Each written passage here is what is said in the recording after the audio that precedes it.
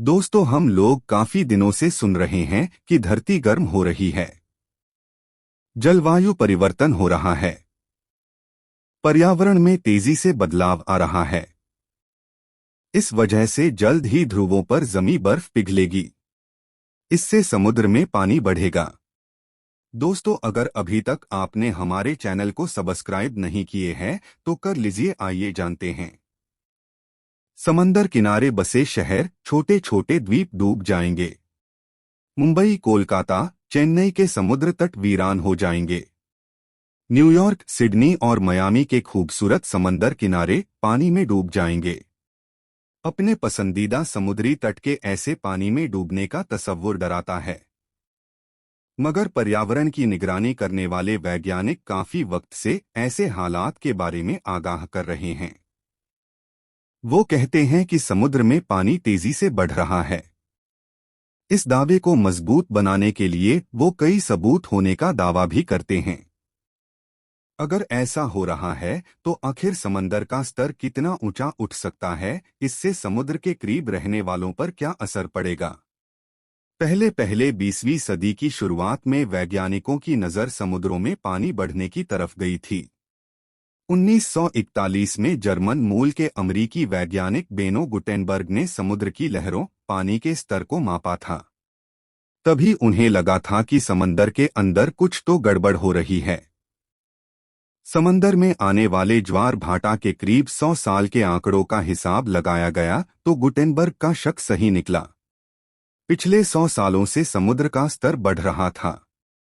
हालांकि आज की तारीख में ज्वार भाटा के आंकड़े भरोसेमंद नहीं माने जाते, लेकिन 1993 में अमेरिकी अंतरिक्ष एजेंसी नासा और फ्रेंच स्पेस कंपनी सैटेलाइट से समुद्र के जल स्तर के आंकड़े जुटाए। इनसे साफ हो गया है कि समुद्र में पानी बढ़ रहा है। आज की तारीख में हमें ये भी मालूम है कि समंदरों का पानी धरती के बढ़ते तापमान की वजह से ही बढ़ रहा है। विज्ञान का नियम ही ये कहता है कि गर्म होने पर पानी का दायरा बढ़ जाता है। अमेरिकी वैज्ञानिक जॉन क्रेस्टिक कहते हैं कि पिछले 100 सालों में समंदर का स्तर जो बढ़ा है वो धरती पर बढ़ रही गर्मी के चलते ही हुआ है। आगे भी ऐसा होता रहने का डर है। गर्मी बढ़ेगी तो धरती के ग्लेशियर पिघलेंगे। इनसे निकलने वाला पानी भी समंदर में ही जाकर मिलेगा। इससे कितना बुरा हो सकता है, समंदर के पुराने स्तर का पता लगाकर कर सकते हैं। वैज्ञानिक आज समुद्र की तलहटी, वहां की चट्टानों को देखकर ये पता लगा सकते हैं कि पहले समुद्र का पानी कहां तक पहुंचता रहा होगा। समंदर में मिलने वाले कंकाल भी इस बात की गवाही दे सकते हैं।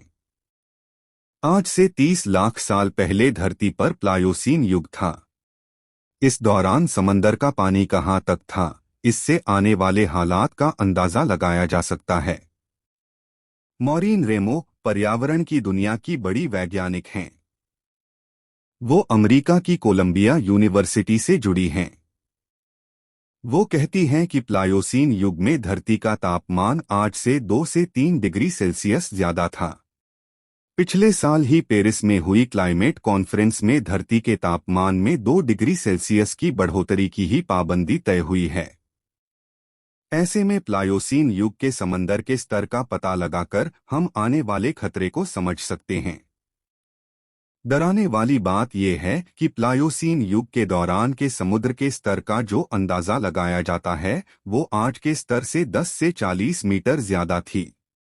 मॉरीन कहती हैं कि अगर इसी हिसाब से धरती गर्म होती रही तो आगे चलकर इतना ही पानी समंदर में बढ़ना तय है।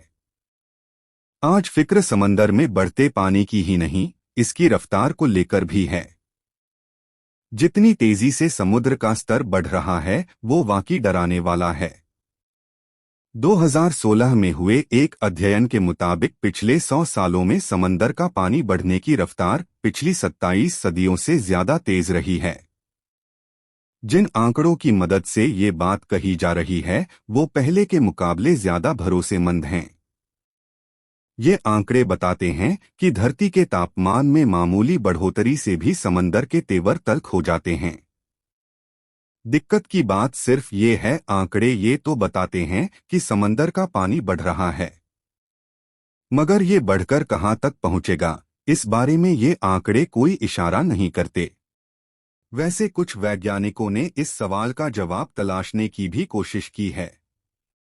इस बारे में हुई एक स्टडी के आंकड़े डराने वाले हैं। इनके मुताबिक अगर धरती का बढ़ता तापमान रोकने की कोशिश न हुई तो दुनिया भर में समुद्र का स्तर 50 से 130 सेंटीमीटर तक बढ़ सकता है। संयुक्त राष्ट्र के क्लाइमेट चेंज पैनल की रिपोर्ट ने भी यही आशंका जताई है। हालांकि इसमें थोड़ा हेरफेर हो सकता है। अगले 100 सालों में इंसान धरती का तापमान बढ़ने से रोकने में कामयाब भी हो सकता है, या इसमें तेजी भी आ सकती है। दोनों ही सूरतों का अंदाजा लगाकर ही ये अनुमान बताए गए हैं। हालांकि अभी भी ये साफ नहीं कि ग्लेशियर किस रफ्तार से पिघलने वाले हैं। ये स्टडी जर्मनी के पोट्सडाम में स्थित क्लाइमेट इम्पैक्ट रिसर्च इंस्टीट्यूट, इससे जुड़े आंद्रे लेवरमन कहते हैं कि कंप्यूटर के मॉडल से जुटाए गए आंकड़े बेहतर तो हुए हैं, मगर ये पूरी तरह भरोसेमंद नहीं। आज अगर अंटार्कटिका और ग्रीनलैंड पर जमी सारी बर्फ पिघल जाए तो समुद्र का स्तर 1 से 2 मीटर तक बढ़ जाएगा। अगर समुद्र का स्तर 2 मीटर तक बढ़ता है तो खतरा बहुत भयानक है। हालांकि प्लायोसीन युग के आज से 40 मीटर ऊंचे समुद्र तल के मुकाबले ये बहुत कम है। अमरीकी वैज्ञानिक मॉरीन रेमो कहती हैं कि अब तक पहाड़ी ग्लेशियर्स की बर्फ ही समंदर का पानी बढ़ा रही थी, मगर धरती के बढ़ते तापमान से अब अंटार्कटिका और ग्रीनलैंड की बर्फ भी पिघलने लगी है। आगे चलकर इन्हीं से समंदर में पानी बढ़ने वाला है। हालांकि इसका असर कई सदियों में दिखेगा। सवाल ये है कि आखिर समुद्र का स्तर कितना ऊंचा उठ सकता है। वैज्ञानिक कहते हैं कि अगर आज धरती पर मौजूद सारी बर्फ पिघल जाए तो समुद्र का पानी 55 मीटर तक ऊंचा उठ सकता है। हालांकि ये हाल फिलहाल नहीं होने जा रहा। मॉरीन रेमो कहती हैं कि आखिरी बार धरती पर ऐसा 4 करोड़ साल पहले हुआ था। उस वक्त धरती पर आज से 2.5 गुना ज्यादा कार्बन डाइऑक्साइड थी। हालांकि अगर समुद्र का पानी 2 मीटर भी ऊपर उठता है तो दुनिया भर में समंदर के कई किनारे डूब जाएंगे। कई द्वीपों का नामोनिशान मिट जाएगा। लाखों लोगों के रहने के ठिकाने खत्म हो जाएंगे। ऐसा होने से तभी रोका जा सकता है जब समंदर किनारे ऊंची दीवार बनाकर पानी को जमीन पर घुसने से रोका जाए। हालांकि ये इतना महंगा होगा कि करना मुमकिन ही नहीं।